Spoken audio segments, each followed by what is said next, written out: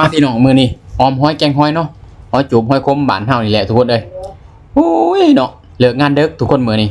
เลิกงานเด็กก็จะเป็นแล้วต้องเฮ็ดอยู่เฮ็ดกินแหละทุกคนนี่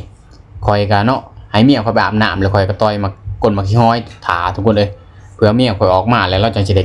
แกงเลยจังสิออมสู่กันกินนะทุกคนตอนนี้เกือบ2 ทุ่มแล้วทุกคน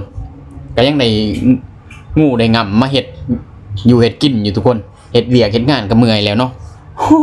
ยสั่งหนุ่มไปจักหลายทุกคนเพราะว่ามีแนวอยู่ของกินทุกคนมื้อนี้เลิกงานดึกแน่พี่น้องโอ้ยเนาะก็จังว่าแหละจักสิว่าจังได๋แหละทุกคนนี่แหละเวียกงานการสร้างเนาะคันเฮาบ่เฮ็ดบ่หาก็คือว่าบ่มีบ่ได้เนาะบ่ได้ใช้บ่ได้อิหยังเนาะนี่ก็สิมาออม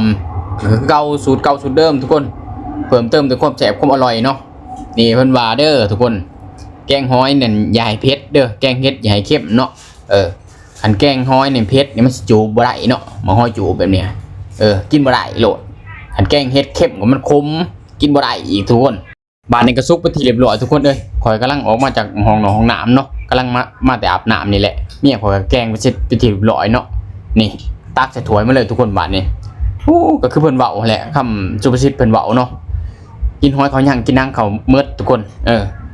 คอยเคยเว้าอะไรทุกคนโอ้ยก็คือเก่าเนาะคำเก่าคำเดิมเพิ่นกับเขาก็สิมีแหละออมหอยแกงหอยเนาะแล้วก็อันหน่อไม้ทุงแน่ทุกคนก็คือเก่าแล้วของฝากจากพวกเราเลยเนาะที่คอยเป้าน้ำเอื่อยคอยมือนั้นเนาะกำลังได้มาแกงมาเห็ดมาอยู่มากินนี่แหละสู่ลูกสู่เมียกินเนาะกับเขากะกันกินคลองบ้านเฮานี่มาแต่บ้านเฮาผากนี่มันแซ่บทุกคนเฮ็ดได้ก็แซ่บสำหรับข่อยได้แหละมาได้พี่น้องมาได้ทุกคนบ่ได้ลายห่างเนาะใส่อย่างเดียวได้สำหรับสาวหนุ่มหิวเขาแห้งเลยทุกคนโอ้